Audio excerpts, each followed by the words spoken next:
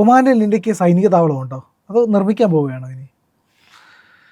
വളരെ രസകരമായ ചോദ്യമാണ്. നമ്മുടെ പ്രധാനമന്ത്രി ഈ മാസം 17, 18 തീയതികളിൽ ഒമാൻ സന്ദർശിക്കും. ജോർദാൻ, എത്യോപ്യ തുടങ്ങിയ രാജ്യങ്ങൾക്ക് ശേഷമാണ് ഒമാൻ സന്ദർശിക്കാൻ പോകുന്നത്. ഒമാൻ ഈ പറഞ്ഞ പോലെ ഒരു ഗൾഫ് രാജ്യമാണ്, ഇസ്ലാമിക രാജ്യമാണ്. ഇസ്ലാമിക രാജ്യം കാഫറുകളുടെ നാടായ ഇന്ത്യക്ക് ഒരു സൈനിക താവളം ഉണ്ടാക്കി കൊടുക്കുമോ എന്നൊക്കെ ചോദിച്ചാൽ വലിയ രസകരമായൊരു കാര്യമാണ്. അതിനു മുമ്പ് ഈ ഒമാനും ഇന്ത്യയും തമ്മിലുള്ള ബന്ധം അറിയണം. ഒമാൻ ഇന്ത്യക്ക് വളരെ തന്ത്രപ്രധാനമായ ഒരു രാജ്യമാണ്. അതുകൊണ്ട് ഗൾഫ് രാജ്യങ്ങളിൽ ഇന്ത്യക്ക് ഏറ്റവും വലിയ ബന്ധമുള്ളത് നമ്മൾ നേരത്തെ പറയുന്നത് UAE ആയിട്ടോ സൗദി അറേബ്യ ആയിട്ടോ അല്ല, ഒമാനുമായിട്ടാണ്. അത് പലർക്കും അറിയില്ല. ഇന്ത്യ ഏറ്റവും ഊഷ്മളമായ ബന്ധം സൂക്ഷിക്കുന്ന രാജ്യം ഒമാനാണ്. ഒമാനാവട്ടെ ഇന്ത്യയോട് ഒരു വൈകാരിക ബന്ധമുണ്ട്. വൈകാരിക ബന്ധത്തിൻ്റെ കാര്യം ഞാൻ ആദ്യം പറയാം. അതിനു മുമ്പ് ഈ ഒമാൻ്റെ ഭാഗത്തൂടെയാണ് ഹോർമുസ് കടലിടുക്കുള്ളത്. അതായത് ആ കപ്പൽ ഗതാഗതത്തിൻ്റെ സമ്പൂർണ്ണ നിയന്ത്രണം, ഹോർമുസ് കടലെടുക്കിൻ്റെ നിയന്ത്രണം ഒമാനാണ്. അപ്പോൾ ഇന്ത്യക്ക് ഊർജ്ജാവശ്യത്തിന് വേണ്ടിയിട്ട് ഇന്ത്യൻ എണ്ണക്കപ്പലുകൾ ആ വഴിയാണ് സഞ്ചരിക്കുന്നത്.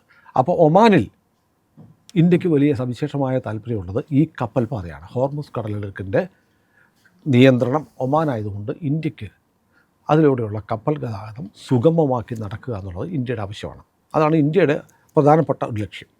രണ്ടാമത്തെ ലക്ഷ്യം എന്ന് പറയുന്നത് ഒമാനെ സംബന്ധിച്ചാണ്. ഒമാന് വൈകാരികമായ അടുപ്പം ഉണ്ടാവാൻ കാരണം ആധുനിക ഒമാൻ്റെ ശില്പി എന്നറിയപ്പെടുന്ന ഖാബൂസ് ബിൻ സെയ്ദ്, അദ്ദേഹം പഠിച്ചത് ഇന്ത്യയിലാണ്. ഇന്ത്യയിൽ പഠിച്ചു, പൂനെയിലാണ് അദ്ദേഹം പഠിച്ചത്. അദ്ദേഹത്തിൻ്റെ പിതാവ് സെയ്ദ് ബിൻ തൈമൂർ, അദ്ദേഹം പഠിച്ചത് അജ്മീർ മയോ കോളേജിലാണ്, അതായത് രാജസ്ഥാനിൽ. അപ്പോൾ ഈ സെയ്ദ് ബിൻ തൈമൂർ അജ്മീറിൽ പഠിച്ചു. അജ്മീറിൽ പഠിച്ച സെയ്ദ് ബിൻ തൈബൂസ് തൻ്റെ മകനോട് പറഞ്ഞു, നീ വെസ്റ്റേൺ കൺട്രീസിലൊക്കെ പോയി പഠിക്കുന്നതിന് മുമ്പ് നീ ആദ്യം ചെയ്യണം, നീ ലോക സംസ്കാരത്തിൻ്റെ കളിത്തൊട്ടിൽ എന്ന് പറഞ്ഞ ഇന്ത്യയാണ്.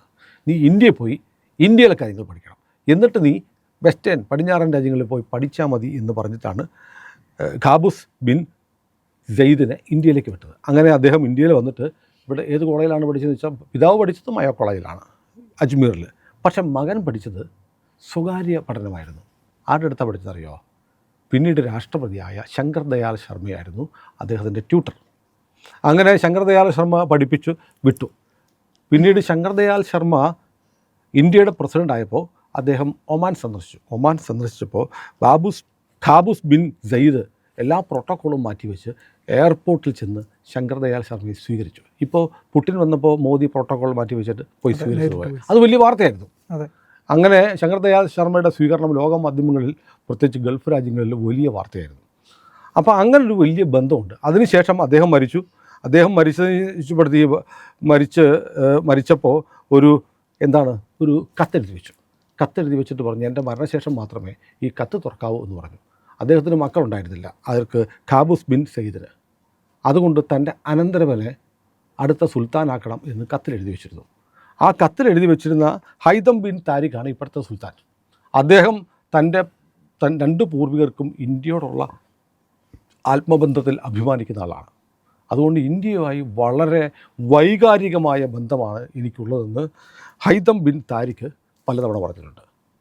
അവിടേക്കാണ് നരേന്ദ്രമോദി പോകുന്നത്. 17, 18 പോകുന്നത്. മോദി അവസാനം പോയത് ഫെബ്രുവരി 11, 12, 2018 മോദി ഒമാൻ സന്ദർശിച്ചിരുന്നു. ഒമാനിൽ അന്ന് മോദി പോയപ്പോൾ വളരെ തന്ത്രപ്രധാനമായ ഒരു കരാർ ഒപ്പിട്ടു. ഒമാനിലൊരു തുറമുഖമുണ്ട്, ദുഃഖും പോർട്ട് ഇന്ത്യക്ക് വിട്ടു തന്നു എന്ന് പറയാം. ആ കരാർ ഒപ്പുവെച്ചു. ഇന്ത്യൻ യുദ്ധക്കപ്പലുകൾക്ക് ഏത് സമയം വേണമെങ്കിലും നങ്കൂരമിടാനും ഡീസൽ അടിക്കാനും ബർത്ത് ചെയ്യാനും പറ്റുന്ന തരത്തിലേക്ക് ദുഃഖും പോർട്ട് നമുക്ക് വിട്ടുതരുന്ന തരത്തിലുള്ള ഒരു കരാറാണ് മോദിയും ഹൈതം ബിൻ താരിഖും തമ്മിൽ 2018 ഒപ്പുവെച്ചത്. ഇന്ത്യക്ക് ഒമാനിൽ താവളമുണ്ടോ എന്ന് ചോദിച്ചാൽ അതിൻ്റെ ഉത്തരം ഡയറക്റ്റായിട്ട് പറയാൻ എനിക്ക് കഴിയില്ല. അത് ഇന്ത്യ പറയേണ്ടതാണ്, ഒമാൻ പറയേണ്ടതാണ്. പക്ഷേ ദുഃഖും പോർട്ട് നമുക്കാണ്. ആ ദുഃഖും പോർട്ട് എന്ന് പറയുന്നത് പാകിസ്ഥാൻ്റെ ഗ്വാദർ തുറമുഖത്തിനുള്ള മറുപടിയാണെന്ന് പറയുന്നത്. ഗ്വാദർ തുറമുഖം ചൈന പാകിസ്ഥാനിൽ നിർമ്മിച്ച തുറമുഖമാണ്. അതിനെ വെല്ലാൻ, അതിന് ഓപ്പോസിറ്റായിട്ട് നമുക്ക് വിദേശത്തൊരു തുറമുഖം വേണം. വേണ്ടി വന്നാൽ ഗ്വാദർ തുറമുഖത്തു നിന്ന് ചൈന ഇങ്ങോട്ട് വന്നാൽ അതിനെ കൗണ്ടർ ചെയ്യാൻ നമുക്ക് ഉപയോഗിക്കാൻ പറ്റുന്നൊരു തുറമുഖം വേണം എന്നതിൻ്റെ അടിസ്ഥാനത്തിലുള്ള ഗ്വാദർ ഈ ദുഃഖം തുറമുഖം നമുക്ക് നൽകുന്ന ഒരു കരാർ ഇന്ത്യയും ഒമാനും തമ്മിൽ ഒപ്പുവെച്ചത്. അപ്പോൾ അവിടെ സൈനിക താവളം ഉണ്ടോ ഇല്ലയോ എന്നുള്ള പ്രേക്ഷകർ തീരുമാനിക്കട്ടെ. എന്തായാലും നമ്മുടെ യുദ്ധക്കപ്പലുകൾ അവിടെയുണ്ട്, നമ്മുടെ സബ്മറീൻസ് ഉണ്ട്. അതുകൂടാതെ അതീവ രഹസ്യമായ ഒരു പദ്ധതി കുറേ കാലമായി അന്തരീക്ഷത്തിൽ കേൾക്കുന്നുണ്ട്. ലിസണിങ് പോയിൻ്റ് എന്നാണ് പറയുന്നത്. Listening point Ras Al Hadd എന്ന് പറയുന്ന സ്ഥലത്ത് ഇന്ത്യക്ക് ഒരു ലിസണിങ് പോയിൻ്റ് ഉണ്ട് എന്ന് കൺഫേം ചെയ്യാത്ത വാർത്തകൾ കുറേ കാലമായി അന്തരീക്ഷത്തിലുള്ള. ലിസണിങ് പോയിൻ്റ് എന്ന് പറഞ്ഞാൽ നമ്മളവിടെ ആധുനിക സാങ്കേതിക സംവിധാനങ്ങളൊക്കെ വെച്ചിരിക്കുന്നു. എന്നിട്ട് കടലിലൂടെ ചൈനയുടെയും പാകിസ്ഥാൻ്റെയും കപ്പലുകളും അന്തർവാഹിനികളൊക്കെ പോയാൽ കൃത്യമായി അതിനെ നിരീക്ഷിച്ച് സിഗ്നലുകൾ പിടിച്ചെടുക്കാനുള്ള സാങ്കേതിക വിദ്യയാണ് നമ്മൾ ലിസണിങ് പോയിൻറ്റിൽ വെച്ചിരിക്കുന്നത് എന്നും പറയുന്നുണ്ട്. അപ്പം ദുഃഖം പോർട്ട് നമുക്കുണ്ട്, ലിസണിങ് പോയിൻ്റ് റാസ് അൽ ഹദ്ദിലുണ്ട് എന്ന് പറയപ്പെടുന്നു അത്രേ, അങ്ങനെ പറയാം. ഇതൊന്നും പറയാൻ പാടില്ല, പറയാൻ എനിക്കറിയില്ല കേട്ടോ, നമുക്കെങ്ങനെ അറിയാവുന്നത്. പക്ഷേ ഇത് കുറേ കാലമായിട്ട് ഇങ്ങനെ കേൾക്കുന്നുണ്ട്. ഇതൊക്കെ സൈനിക രഹസ്യങ്ങളൊക്കെയാണ്. പക്ഷേ നമുക്ക് ഗൾഫിലെ വേറെ ഒരു രാജ്യവുമായിട്ടും നമുക്ക് തുറമുഖമില്ല, നമ്മുടെ യുദ്ധക്കപ്പലുകൾ അവിടെ ബർത്ത് ചെയ്യാൻ പറ്റില്ല. നമുക്ക് കടലിലെ രഹസ്യങ്ങൾ ഒപ്പിയെടുക്കാൻ ഇങ്ങനെ ലിസണിങ് പോസ്റ്റ് ഉണ്ടെന്ന് പറഞ്ഞാൽ ഉടനെ ആ രാജ്യം നിഷേധിക്കുക. അങ്ങനെയൊന്നുമില്ല, ഞങ്ങൾ കൊടുത്തിട്ടില്ല എന്ന് പറയും. ഇപ്പോൾ സൗദി അറേബ്യയിലാണെങ്കിലും ഖത്തറിലാണെങ്കിലും അമേരിക്കയുടെ സേനയുണ്ടല്ലേ, അമേരിക്കൻ സേന അവിടെ താവളങ്ങളുണ്ട്. അതുപോലെ ഒമാനിൽ പക്ഷേ ഉള്ളത് ഇന്ത്യ ആണ് എന്ന് പണ്ട് മുതലേ ഒരു കഥയുണ്ട്. അതിൻ്റെ ഭാഗമാണ് ഈ ലിസണിങ് പോസ്റ്റിൻ്റെ കഥ പറയുന്നത്. ഏതായാലും ഒരു കാര്യം ഉറപ്പാണ്, ഇന്ത്യക്ക് എപ്പോൾ വേണമെങ്കിലും സ്വന്തം വീട്ടിലെന്ന പോലെ കയറി ചെല്ലാവുന്ന ഒരു രാജ്യം ഏതാണെന്ന് ചോദിച്ചാൽ ഗൾഫ് മേഖലയിൽ അത് ഒമാനാണ്. ഇത് വളരെ രസകരമായ ഒരു കാര്യമാണ്. കാരണം നമ്മുടെ നാട്ടിലുള്ള ആളുകളൊന്നും ഒമാനും ഇന്ത്യയും തമ്മിലുള്ള തന്ത്രപ്രധാനമായ സ്ട്രാറ്റജിക്കായിട്ടുള്ള ഒരു സൈനിക കരാർ ഉണ്ട് എന്നത് കാര്യമായി അറിയില്ല.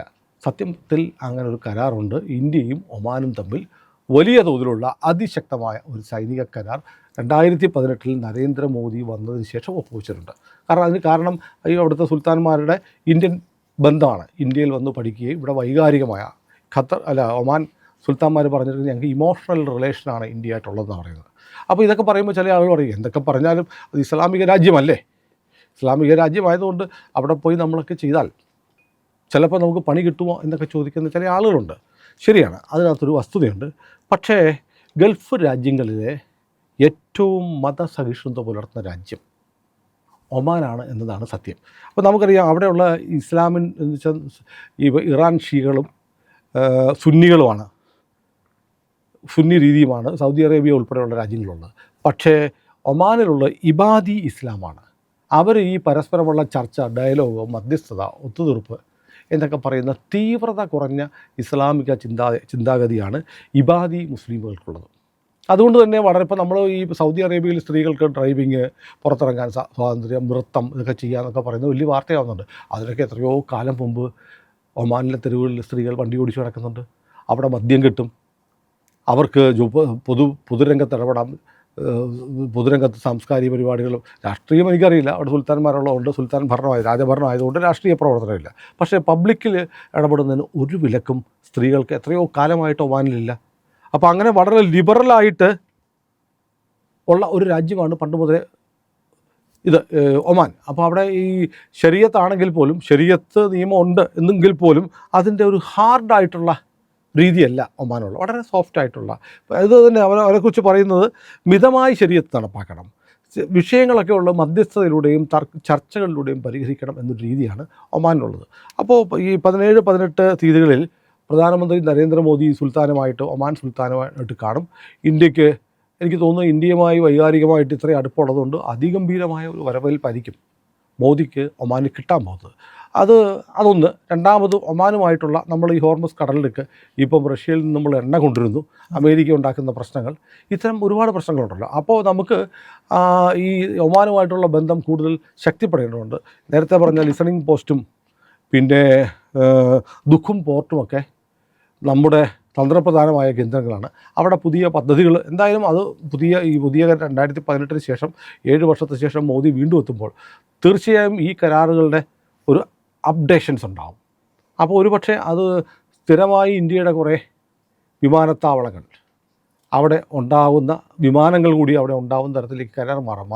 നമുക്ക് മറ്റൊരു വ്യോമത്താവളം മുമ്പുണ്ടായിരുന്നത് നമുക്ക് നഷ്ടപ്പെട്ടു, അറിയാലോ. അപ്പോൾ അതുകൊണ്ട് ഇപ്പോൾ മറ്റൊരു വ്യോമതാവളം നമുക്കുണ്ടാവണമെന്ന് നമ്മൾ ആഗ്രഹിക്കുന്നുണ്ട്. ഒരുപക്ഷേ ചിലപ്പോൾ താലിബാൻ അഫ്ഗാനിസ്ഥാനിൽ നമുക്ക് തന്നു എന്ന് വരാം. അതല്ല എങ്കിൽ ഒമാനിൽ കുറച്ചുകൂടെ നമ്മുടെ സൈനിക സാന്നിധ്യം കൂട്ടുന്ന തരത്തിൽ ഉള്ള കരാറുകൾ വന്നേക്കാം. ഏതായാലും ഈ 2 കാര്യങ്ങൾ, ദുഃഖം പോർട്ടും പിന്നെ ലിസണിങ് പോസ്റ്റും നമ്മുടേതാണ്, നമുക്കവിടെ ഉണ്ട് എന്നത് പലർക്കും അറിഞ്ഞുകൂടാത്ത കാര്യമാണ്. ഒമാനാണ് ഗൾഫ് മേഖലയിലെ ഇന്ത്യയിലെ ഏറ്റവും വലിയ സൗഹൃദ രാജ്യം എന്നത് മനസ്സിൽ വെച്ചുകൊണ്ട് വേണം ഡിസംബർ 17, 18 തീയതികളിൽ മോദി ഒമാനിലെത്തുന്നതിനെ കാണേണ്ടത്.